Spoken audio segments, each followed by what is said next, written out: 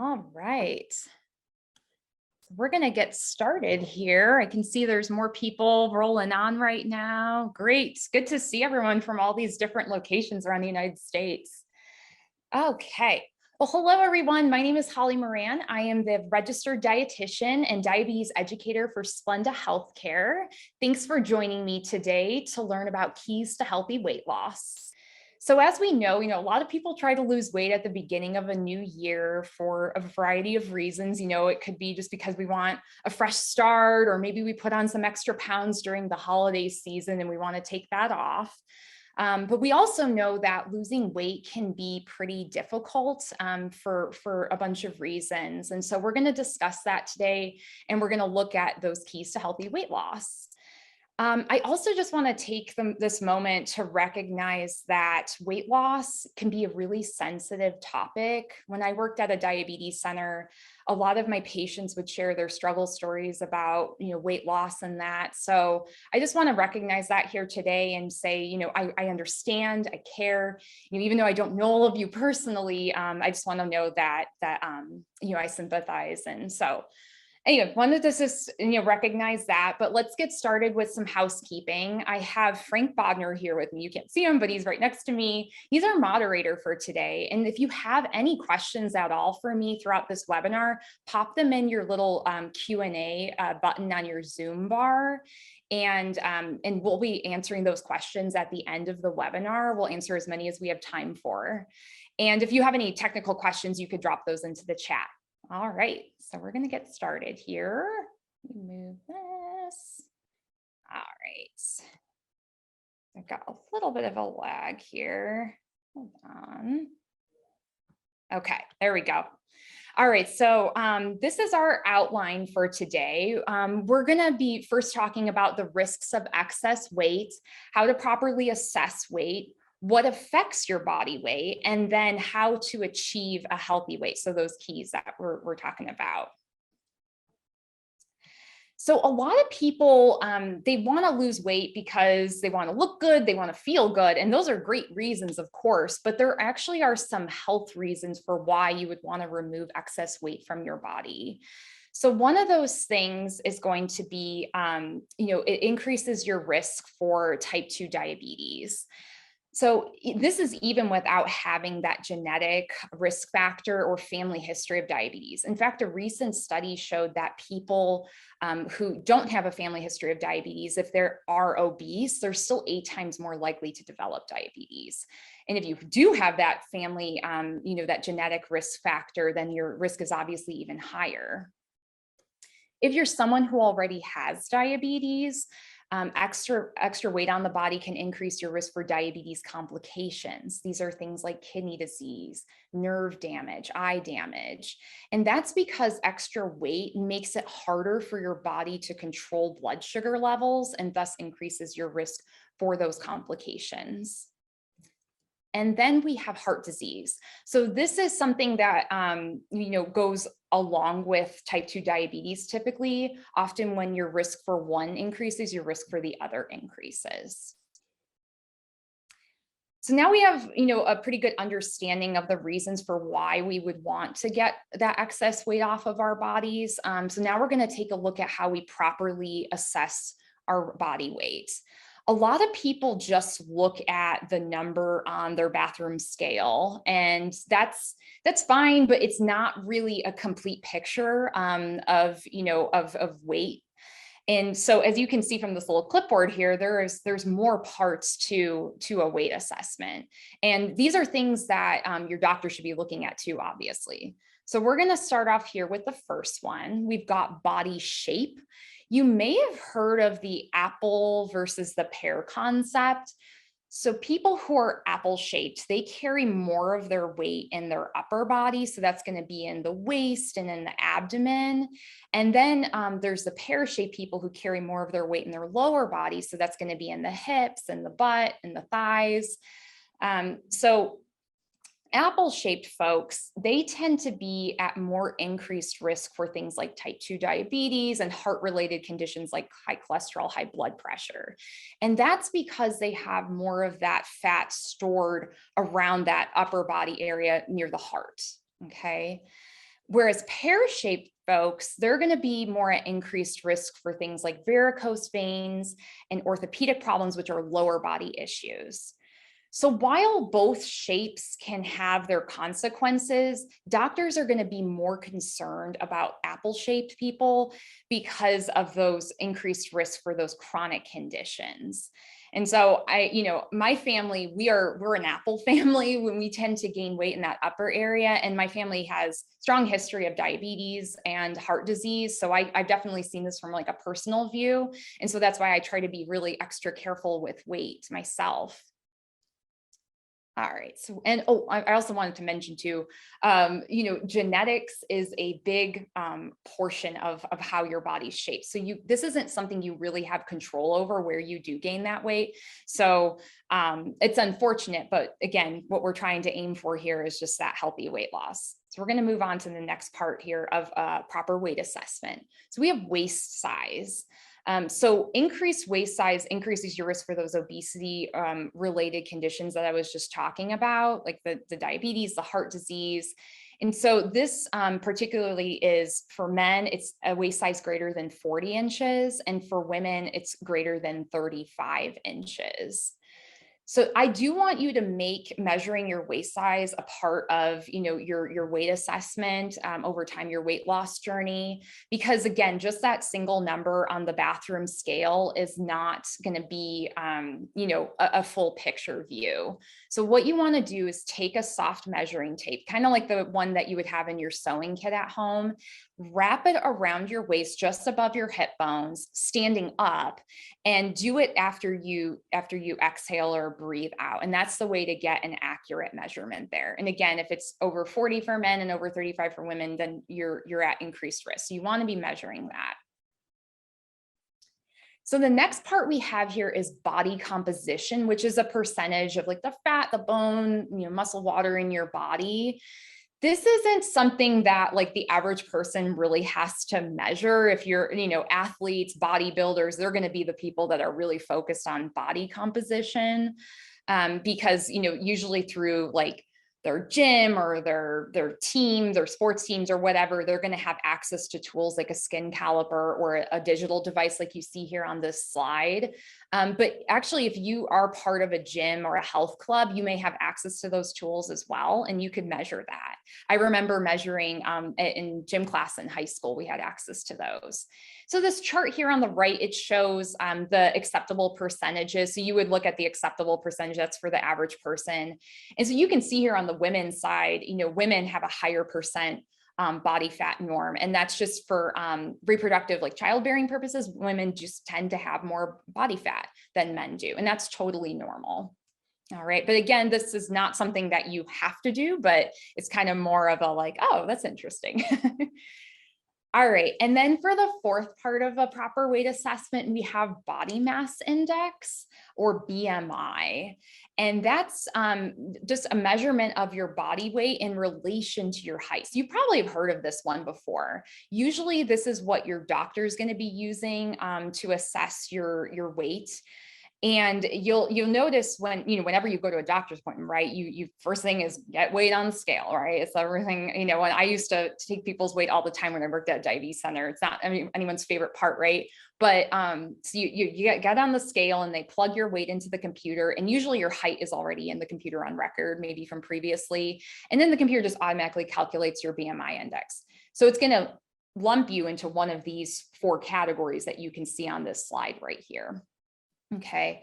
And so one thing I will say about BMI is that it doesn't measure body fat directly, and it can overestimate a person's BMI if they're really muscular. So a bodybuilder like Arnold Schwarzenegger, for instance, on the BMI, it might show him as being like an overweight person because he just has a lot of muscle on his body for his height.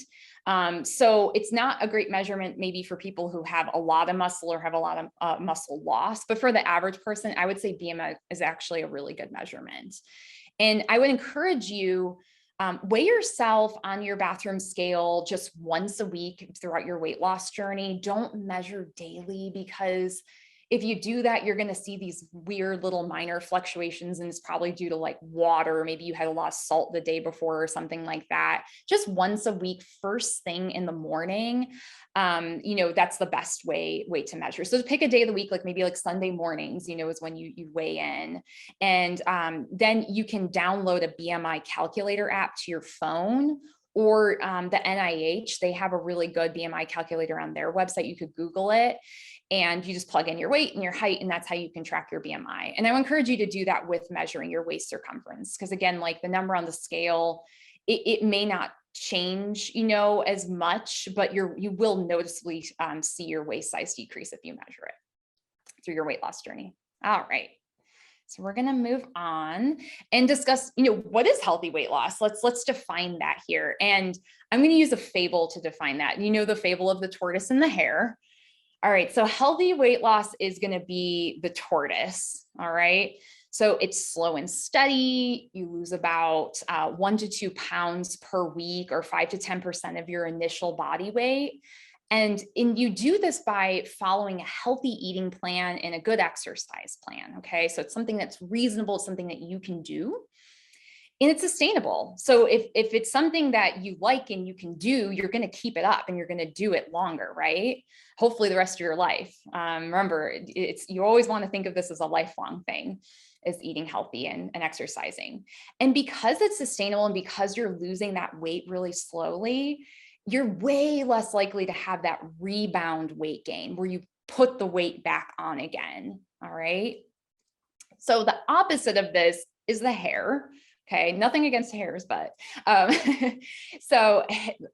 the hare, it's rapid weight loss. Okay. So you lose a lot of weight in very little time.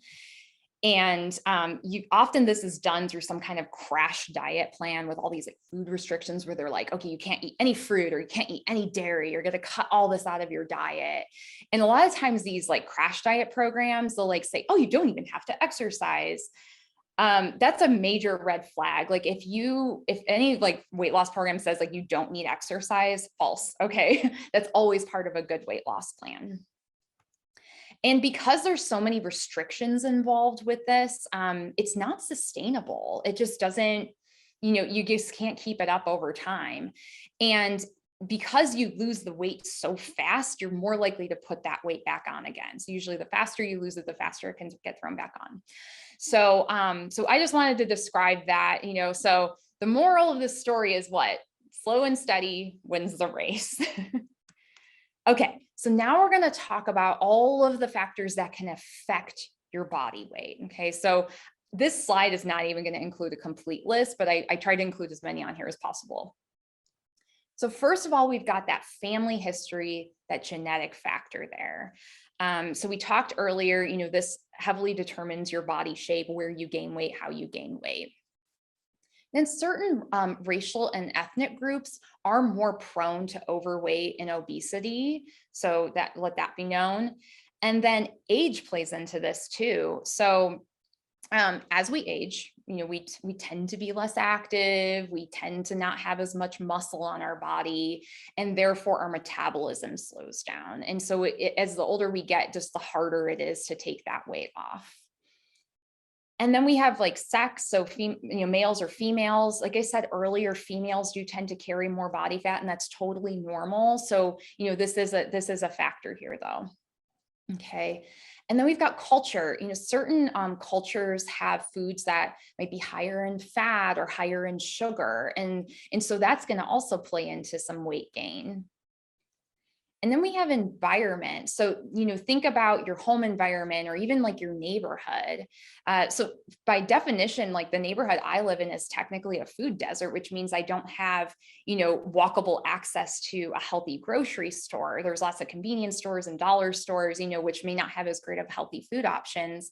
And so if somebody, luckily for me, I have a car, I can drive wherever I need to go, but some people don't have that access. So, your environment, sometimes it's called an obesogenic environment, can contribute to weight gain in a person. And then we've got physical activity level. This is kind of a more obvious one. If you're not moving very much, it's harder to burn calories, and then therefore you can gain weight. We've got diet. This is the most obvious one. This is like the first thing, anybody will jump to a conclusion. It's like, well, you're gaining weight because you're eating too much, but it's not, again, always the case. There's a lot of factors on here, but definitely like a diet that's higher in unhealthy fats, a diet that's higher in added sugars is going to contribute to more weight gain. And then we've got stress. So when you're stressed, your body releases hormones that promotes fat production. And this is unfortunate, but it's more of an instinctual thing that our body does. So when we're stressed out, our body sees fat as protection for us. So it wants to hold on to that fat. Okay. So stress does play into ability to lose weight. And then we got sleep quality. So if you're sleeping poorly, this can contribute as well. There's a lot of research out there that shows that poor sleep quality is directly linked to body fat. And then we've got medication. So we might know, there's certain medications, the side effect is weight gain. But I will say this, like if you've been prescribed a medication, your doctor prescribed that for a good reason. So don't stop taking your medications. You know what I mean? If you're really, really concerned about a medication, like if you think it's contributing to a lot of weight gain, definitely talk to your doctor about that. Don't just stop taking them. Okay. And then we've got medical conditions. So there's certain medical conditions like, hypothyroidism, for instance, that affect your metabolism. And obviously, if anything affects your metabolism, you can't burn calories as well. So that can contribute to weight gain as well. All right. So of those 12 factors on that last slide, I picked out 4 that I believe you can gain control over. All right. There is absolutely no point in obsessing over things you have no control over. Like your genetics are your genetics. What are you going to do about that? And like your age, you can't reverse time. This isn't Back to the Future. It's not like we can go back in time and get younger again. So it's really, it's important for us to like understand that we have to focus on what we can control. So for instance, sleep quality. Have a consistent bedtime and wake up time. I have patients that like one night they go to bed at 9 p.m. and another night they go to bed at 3 a.m. Like that's not good for our bodies. You need to be consistent. So I actually, through my Fitbit, I have like a set bedtime of 10:30. So it rings at me and it's like, go to bed, Holly. And I'm like, all right, got it. And so I try to be really consistent with that. And that helps to better sleep quality. And then we have stress, so we talked about this earlier, things you can do, practice, muscle relaxation, deep breathing, yoga, meditation. There's so many things you can do. There's apps that can help you relax. And if you think this is like a chronic problem, like maybe you have an anxiety disorder, then I would definitely talk to your doctor about that to get some help. Then we got physical activity. So we're going to talk a little bit more about this later in the presentation, but I just want to emphasize, like, start thinking about something you want to get to doing, and find an exercise routine that you truly enjoy. Because it's like, let's say you hate jogging and you're like, well, I'm going to try to jog. It's like, why? If you hate it, don't do it, right? So find something you enjoy.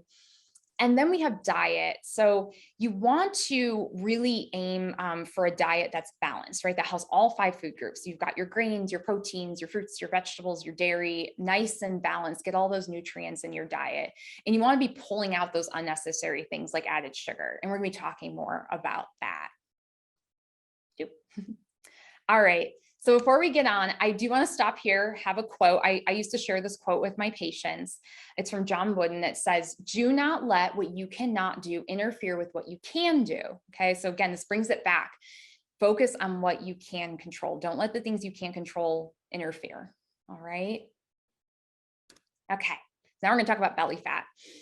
So did you know there's actually different types of fat in your body? And fat is essential. Like, we do need it. It keeps us warm. It protects our bones and our organs.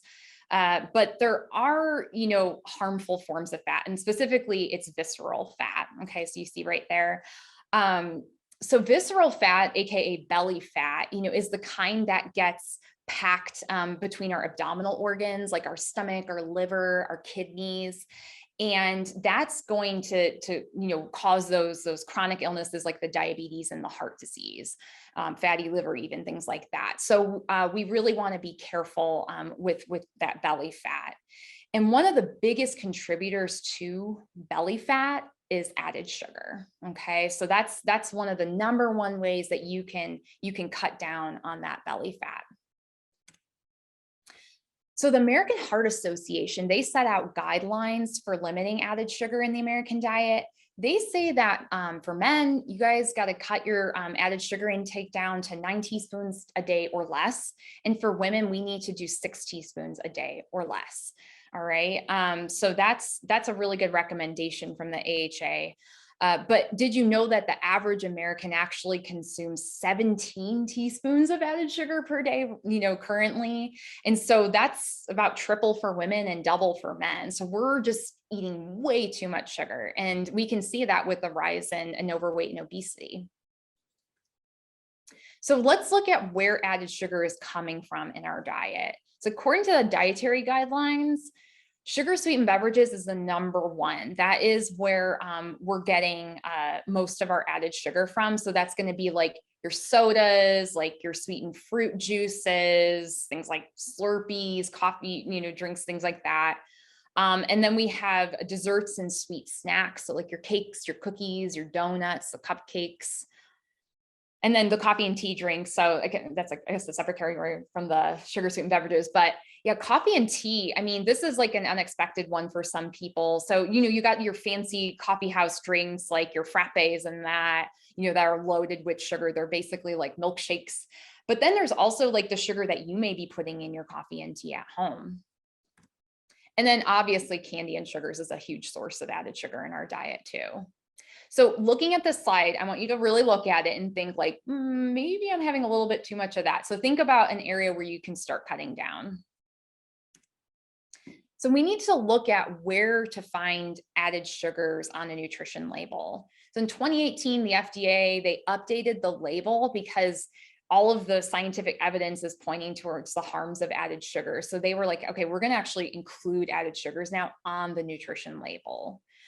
So first, I want you, when you're looking at these labels though, I want you to look at total carbohydrate. So if you're a person with diabetes, you're probably already maybe looking at carbs, maybe you're doing some carb counting, maybe you learned it from a dietitian or a diabetes educator. So total carbs includes all types of carbohydrates, right? So it's going to be like your starchy foods like breads. It's going to be, your foods that have sugar or added, natural or added sugar, like fruit, milk, yogurt, ice cream, all of that. And then beneath that, you're going to find total sugars. Total sugars includes the natural sugars that are like in fruit or milk. And it's going to include those added sugars, which are in things like sodas and candy bars.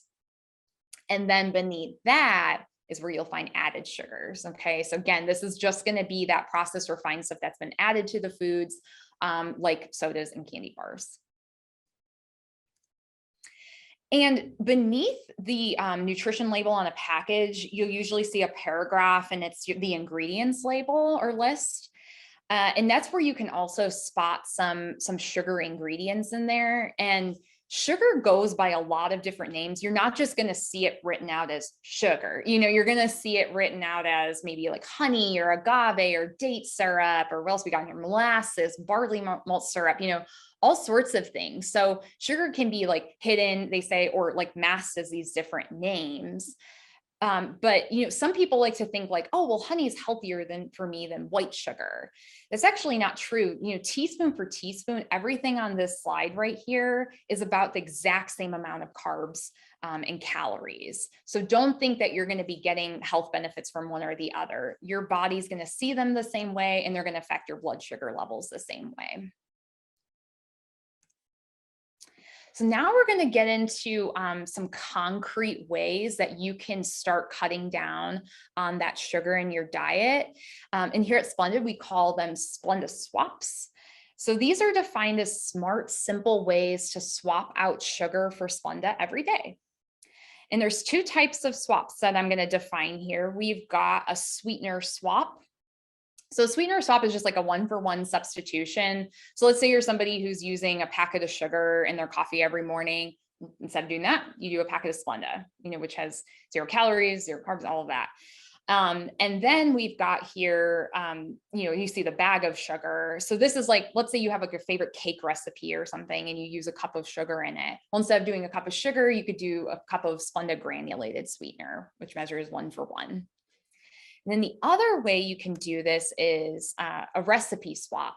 So this is where you take something that you might be eating, maybe it's something you pick up through the fast food restaurant, or maybe it's something you grab on the go from like a convenience store or whatever, and you're just taking that and you're swapping that out for a Splenda recipe. So the example I have on here is a strawberry smoothie that is from like a juice bar, which those can be loaded with sugar. I used to be a barista, and trust me, there's so much sugar in those pre-made smoothie powder packets and that. So you would instead do something like this. We have the strawberry protein smoothie recipe on the Splenda.com. So, and that's going to have protein in it. It's going to have fresh strawberries and Splenda, obviously, which has none of those calories. So you're going to need tools to make these swaps, right? So these are our Splenda products or tools. We've got our sweetener packets. So that's the tried and true. Everyone knows our yellow sweetener packets. And then we've also got stevia packets, and we've got monk fruit packets now too. And then we have our granulated and jar sweeteners. So these are the ones that are going to measure that 1 for 1, so that really easy to use for baking and cooking. And then we have our sugar and brown sugar blends. So these do still have sugar in them, but it's half the amount that you would get through the regular version. And so these are really popular, especially around the holiday season. We see a lot of people really like these blends. And then we've got our liquid sweeteners, which I like to think of these as basically like the liquid version of our packets. And they're really easy to transport. Like you can put it in your purse or your backpack and take it to go. And then we've got our liquid water enhancers. These are my husband's personal favorites. He goes through these like crazy. So you just have a glass of ice water or a cold water bottle. You just squirt it in there, shake it or stir it up, and you're good to go. And you've got a nice sweetened beverage without the sugar and calories, of course. And then we've got our Splenda Diabetes Care Shakes. So while these were designed with people with diabetes in mind, they really work for anybody. Like I don't have diabetes, and I just drank one before we started this webinar because they've just got a really good blend of carb, protein, and fat, your macronutrients. So they're designed to help keep you feeling full, and for people with diabetes to help manage blood sugars. And these are great for meal or snack replacements. We've got our coffee creamers, which are amazing. So these have no high fructose corn syrup, like the alternative sugar version. And they come in 3 different flavors. So that's great for your coffee. And then we've got our sweet teas, which are bag-in-a-box teas. So you can use these like for parties, to serve people, or you could just keep it for you and your family. You sit it upright in your fridge, and it's got a little spout on it, and you can serve yourself sweet tea. So you might be like, what? I didn't know Splenda made all these products. That's usually what we hear from folks. So if you are curious about where you can find these, you just go to splenda.com/where to buy. And in this little tool here, so right where that red circle is, you enter in your zip code. So I searched a zip code in Indianapolis, and then you can select specific products. So I searched for Splenda Diabetes Care Shakes, and then it popped up with all the locations. So you could see that this Walgreens here in Indianapolis carries our Splenda Diabetes Care Shakes. So be sure to check that out. All right, so I'm gonna grab a little bit of water here. So our Splenda recipes, you're also going to need this to make the swaps.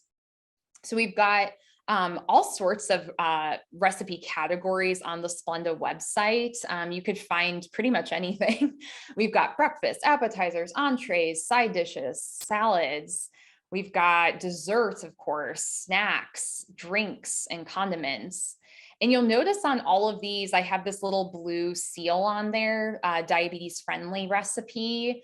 So all of like Splenda recipes are low or have little to no added sugar, of course, but these recipes I hand selected with guidance from the American Diabetes Association, with their nutrition guidance to choose these, because they're not only great for controlling blood sugar, but they're also heart healthy. So they're lower in saturated fat, they're lower in sodium, and a lot of times they contain a really good source of fiber. Like those oatmeal cookies have oats in them, which is great for fiber. All right, so now we're going to look into some concrete ways you can make these swaps, like examples. So let's look at your morning coffee here. So let's say every morning you have a cup of coffee with 1 tablespoon of sugar in it, and that's it. And you're like, that's all I need for the day. Okay. So as you can see here, it's got 48 calories, 12 carbs, 12 added sugars. Well, if you were to make this swap where instead, let's say you used a packet of Splenda stevia instead of that tablespoon of sugar, um, you're not going to get any carbs or added sugars. And those 2 calories is just coming from the coffee itself. It's not coming from the stevia. So if you do this for a week, you can save yourself 300 calories, and that adds up to 16,000 calories the whole year, which is equivalent to losing about 5 pounds of body weight. And you might be like, oh, 5 pounds is nothing. But like, this is just by making that one little change in your 1 cup of coffee a day. Imagine if you were someone that drank 3 cups of coffee a day. So you just triple that. So just really think about how that can add up. Then we've got breakfast. All right. Instant oatmeal packets. I loved these as a kid, high school, college, I would buy these. And I never realized how much sugar is in these things. 1 packet there, as you can see, 33 carbs, 12 added sugars. And I would always use 2. I don't know about you, but like, I never found one of those packets to be enough. So really I was having double that. And then there's also things like fast food oatmeal. That a lot of people think like, oh, if I go to, the fast food place or the convenience store, the oatmeal is going to be the healthy thing, better than that sausage biscuit sandwich or whatever. But look at how much sugar and carbs is in this. It's really shocking. And it's not even like that large of a portion. So what you can do, this is a recipe swap here. So instead of doing one of these 2 things, you'd swap that out for, let's say, like the strawberry shortcake overnight oats recipe. If you've never made overnight oats, it's so easy to do. So what I've done before when I've made them, I'll just get like 5 jars or mugs. So Monday through Friday, I got breakfast planned for the week. And then I just go ahead and like make up my recipe, and then you dish it out and all of that. And then you put it in your refrigerator overnight. And then in the morning, it's like this really creamy, delicious breakfast for yourself. And so looking at this, obviously less carbs, less added sugars, but it's higher in protein too, this recipe. And so that's gonna make you fuller too. So you're gonna make it through to lunch a lot easier that way. And I will say this, you might look at this and be like, okay, well, wait, that overnight oats recipe, that has more calories than the packet of oatmeal. And it's like, well, don't I want to cut down in calories? It's like, remember, weight loss is not just about cutting calories. It's about eating smarter and eating better calories, right? So again, you're going to get more nutrition and more out of these overnight oats than you are out of that packet of flavored oatmeal. Okay. So now we've got lunch or dinner as a example here. So I'm looking at some takeout teriyaki chicken. This one was a shocker for me too, because you just don't think that savory dishes like this are going to have sugars in them, but they really do. So this teriyaki chicken here, 15 grams of added sugar. Isn't that surprising?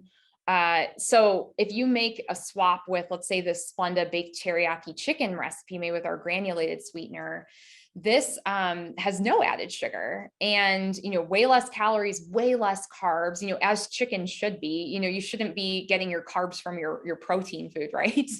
And so someone might look at this and be like, wait, but that takeout has a little bit more protein than the Splenda one. That's just a few grams. Like, trust me, still the Splenda one, the 27 grams of protein is more than enough protein you need. That's equivalent to eating like a 4-ounce chicken breast, which is plenty. A lot of times people think that they need to eat more protein than they have to, but 3 to 4 ounces of protein at a meal is perfectly normal and good. That's exactly what I would recommend. All right. And we've got a dessert recipe here. So you got these 4-ingredient peanut butter cookies. This is one of our most popular recipes on our Splenda website. So what I did for this one is I took our recipe and I pretended as if it were going to be made with sugar. And I ran it for 1 cookie. It would be 120 calories, 13 grams of carb, and 10 grams of added sugar. And so if I did the original way, like our recipe, one cookie would be 90 calories, 4 grams of carb, and 0 grams of added sugar. And so this one, I would consider this more like a sweetener swap, right? So again, it's like you can take that favorite dessert recipe that you have, and you just make that one-to-one substitution. And so I wanted to share with you, we have this Splenda 21-day sweepstakes challenge going on right now. You can learn about it on our website. And what we're doing is we're just encouraging people to make Splenda swaps, right? So that they can lose weight and feel great. So these are some of the testimonials we've gotten from consumers just like you. And we're really excited because we have people saying things like, oh, like Splenda helps me limit my calorie intake, or, it's helping me manage my diabetes, or it's helping me reach my health goals, or I'm just replacing it in my coffee every day. So these are really great stories, and you could be one of those people that has that great story. All right, I'm going to take a little change here now to talking about skipping meals. I can't tell you how many discussions I had about skipping meals with my patients in my 6 years at my diabetes practice. So a lot of people think skipping meals is going to jumpstart weight loss because they're like, oh, like if I skip a meal, then there's no calories and great, like I'm going to lose weight that way. Wrong. It's not going to help. Okay. And so there's some consequences to skipping meals. So one of those things is it can cause blood sugar fluctuations, especially for a person with diabetes. So it's, if you're on a medication like insulin or sulfonylurea, so your blood sugar can drop from skipping a meal, and then you panic, and then you start eating because you want to get your sugar back up. And then now it's on the upswing, right? So another thing that can happen is you might overeat at the next meal. Cause like, let's say you don't eat breakfast. I mean, I had some patients that wouldn't eat until dinner time, and at that point you're starving. And so then you're going to be like ravenous and overeat, and then you're not going to feel very good. And then the third thing is that skipping meals can actually lead to weight gain. And a lot of people are like, what? It doesn't make any sense. But it messes with your metabolism. And if your metabolism isn't in order, it's going to be harder to lose weight. All right. So there are consequences, but I've got solutions. So what you want to do is, if you're somebody like, if you're like willing to cook a meal, make a recipe, awesome. Like that's great. But some people, the reason why they skip meals is because they just don't have time, or they just don't feel like cooking. Or maybe like some people just don't have an appetite for breakfast food. They're like, I don't want hot eggs in the morning. It doesn't sound good to me.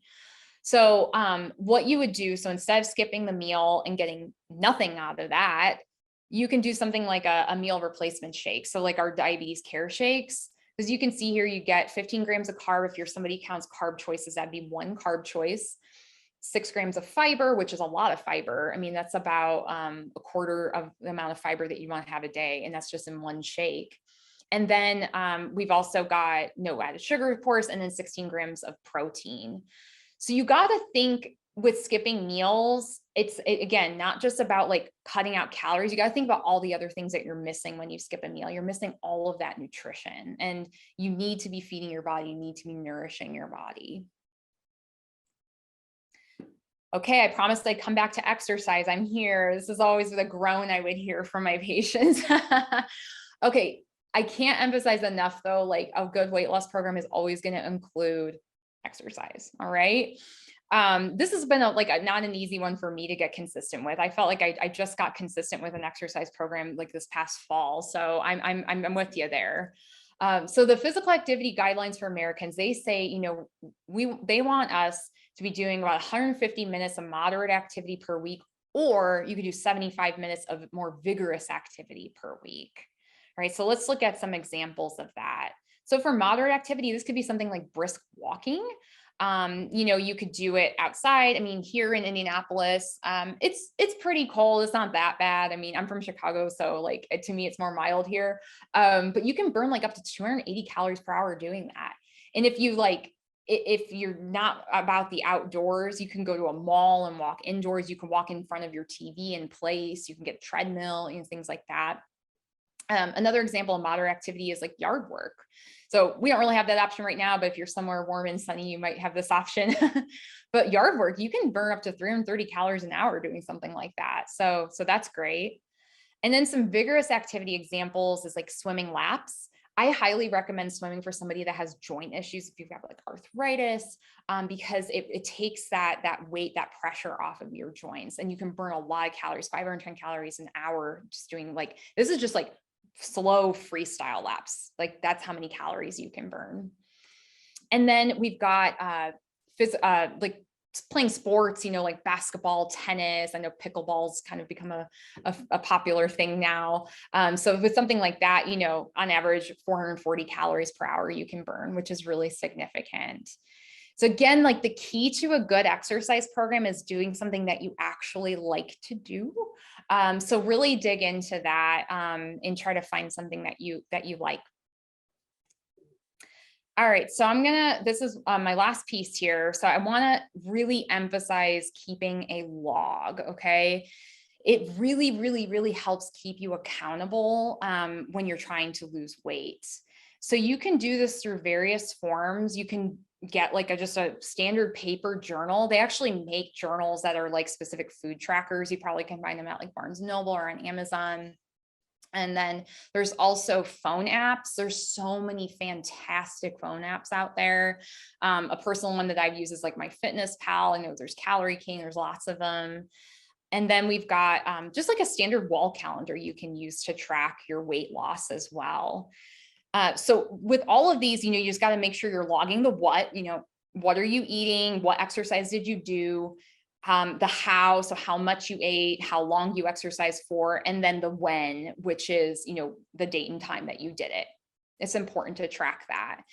I will say I do favor phone apps because they automatically log your like they add up your calories and everything for you and your calories burned. If you link it with like a smartwatch, like I've got my Fitbit that I link with mine, it can track everything for you, even like sleep and things like that. So that's really good. And you can even like link it with a friend or a family member. Like my brother, he was trying to lose his pandemic weight last year, and I helped him. I like became his friend on the app, and so I could look at what he's eating, and he's lucky to have a dietitian for his sister, so I could track all of that for him.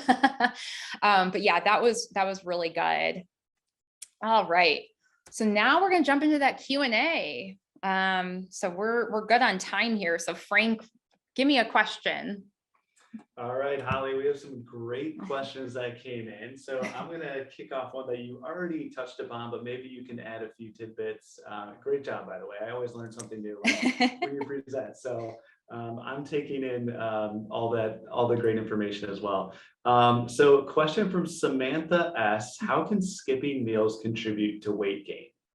Right. Yeah. So it really is going to be linked to that, that metabolism, right? So it's going to throw basically like your rhythm off almost, because maybe your body's expecting to have a meal, and then you deprive yourself of that meal. And so your body's also like, when you're in like a starvation mode like that, where you're skipping a meal, your body is like, okay, like I'm going to hold on to the calories and, the nutrition that I've got here, because they're not feeding me. So I'm going to hold on to what I got, and so that's a big piece to it. So again, it's really important, even if it's like I said, breakfast is probably one of the most skipped meals. You can have something just really light and simple. You could even do like an apple with peanut butter. You saw like we had that apple chips with like yogurt peanut butter dip, something really light, just to give your body some nourishment, so take you through to that next meal. Awesome. Thank you, Holly. Another question that came in is, what app do you recommend for tracking? Yeah, so I mentioned the MyFitnessPal. There's also MyNet Diary, Lose It, and then Calorie King has Control My Weight. So those are probably the ones that I would see most used by my patients. There's some people that like Spark People as well. I'm just most familiar with MyFitnessPal. So that's the one I've just personally used, but the other ones are great too. Great. Do you have more recipes available? Oh, yeah. So yeah, go to splenda.com/recipes, and you can browse by category, and you can browse by like ingredients. So let's say you're like a big lover of Splenda stevia, you can search for recipes that include like all stevia products. That's just one example, but yeah. Okay. Another question here. So if I struggle with late night cravings and, I snack a lot after dinner, in your professional opinion, what Splenda products would probably help me reduce some of those late night cravings? Yeah, so I know that. I'm always one of those people that like, if I stay up like just a little too late, then I get that next wave of hunger. So I totally understand that. So I recommend staying, with something lighter, because you don't, if especially if you're somebody like that has acid reflux issues, eating and then laying down right away is definitely not going to be super great for you. So you want to make sure something light. So like those Splenda Diabetes Care Shakes, like I said, that's like a perfect option right there. But do something that's got like a little bit of carb, a little bit of protein, so you can get that sweetness, from whatever that carb option is, whether it's something like the peanut butter, or you could do like a plain yogurt and add like a packet of like Splenda Stevia Monk Fruit or Original in there and like get that sweetened up, and you could dip like a little bit of like fruit in it. So you'll get some protein from the yogurt and, a little bit of carb too, and then some carb from the fruit. So those are just some good options. And we actually have a blog on our website too about healthy snack ideas for people with diabetes. So check that out too. Awesome. Yeah. A question about the diabetes care shake. So you touched on this earlier, but it says Splenda Diabetes Care Shake, but can you use that as a weight loss tool? Yeah. So definitely like, let's say, you're somebody that was eating, whatever, a 500 calorie breakfast, and you're like, well, I really want to cut down on the amount of calories I'm eating at breakfast. Like if you sub in like that shake, obviously you're going to be getting less calories, but you're still going to be getting a lot of those nutrients that your body needs to start your day. So a lot of people do like to like replace one meal a day with a shake. But if you're eating like 3 meals a day that you were normally eating plus a shake, that's not necessarily going to lead to weight loss. It's still a great option, but you can sub out a meal for that. Or maybe you were not eating so great of a snack. Like maybe your snack was like a bag of potato chips from the vending machine. It's like, definitely instead of doing that, like I would much rather you do like a shake. That definitely can help with some weight loss there. Awesome. Yeah. How do you know if you're at risk for type 2 diabetes? Is there a way that you can find out if you're at risk without making a doctor's appointment, or any recommendations there? Yeah. I mean, of course, I always will encourage people to get a yearly physical. So important. I finally got my husband to go to one this year. But yeah, if you want to just like find out, if you go to splenda.com/risk test, or if you just go to splenda.com, we have like a little thing up in the corner that says diabetes risk test. You can take that. It takes literally a minute or less. It's called the 60-second risk test. And that's, you just answer like a few questions and it'll tell you if you're at high or low risk for diabetes. That's a really good tool to use from the ADA. Great. And then kind of, your personal professional history. Somebody was interested if you've worked with someone who's made these Splenda swaps and saw them be successful in their weight loss journey. Yeah. So I shared this at the last webinar, during the holiday season. I had a patient who was attending my pre-diabetes class. And so when we would do those classes, we would follow up 3 months after the class series was over just to check in and see how people's A1C was. I would check everybody's weight again to see if they lost that initial recommended like 5 to 10% of their body weight. And this woman, like, she was a little stubborn. She like didn't want to make a lot of changes. She was like, okay, give me like one change I can make and work on for these next 3 months. She's like, I'll do a little bit of the walking. Yeah. But like, give me something else. And I was like, all right, how about like your drinks? Like, because again, like that's the number one source of added sugar in our diet. I was like, what are you drinking? She's like, I'm a big Coke drinker. I love my Coke. And I was like, yeah. So she basically switched over to doing like unsweet tea, and she added Splenda to it to sweeten it because she still wanted that sweetness. And so by doing that, I remember she lost like 20 pounds, which is really crazy amount to lose in 3 months, but like she was drinking a lot of soda. And so that is just can pack on a ton of pounds. So yeah, so I've seen a lot. I've even have a friend who when he cut the soda, he lost significant amount of weight. So that's a big one. Great. All right. Yeah. I think we got time for maybe a couple more here. Mhm, mhm. Sheila says here, do you have any good recipes on your site for patients with diabetes? Oh yeah, so that's with those ones with the blue seal on it. Let me see if I can go back again. I'm going back in time. Yeah, so we have the recipes that have that that blue diabetes friendly seal on it. There we go. So those are going to be the ones that, like I said, are going to be better for people with diabetes because they're lower in saturated fat, lower in sodium, higher in fiber. So those are going to be the ones like I top tier recommend. But again, like Splenda recipes in general are going to be, have little to no sugar in them. So they're going to be a lot of great options, but definitely check this category out when you go to the site. You could go to categories and then it says diabetes friendly. Okay. I'm going to advance forward again. It's got one other slide. Any other questions, Frank? Let's see here. One just about the website. Can you just share the website where people should go to find the recipes and find more information on her products? Yeah. Splenda.com/recipes. And then there'll be a pop-up box and you can sign up for our sweet dish email series. Everyone, by the way, is going to get an email following this webinar with a link to the YouTube recording of this webinar. Okay. And we're also including some coupons in there, some really good coupons for you for Splenda Diabetes Care Shakes and for our Splenda original and natural sweeteners. All right, so that's it for the questions. Thank you so much, Fantastic. Holly. Appreciate all the answers. Yes. And this is one of our sweet sayings from our packets. This is one of my favorite ones. It's the best way to get there is to start. So you just need to get on the horse, get going. I hope this gives you a boost of motivation as we, get into the rest of our Thursday. And again, thank you all so much for joining me to learn about the keys to healthy weight loss. I really enjoyed this, and look out for more webinars, later in the year.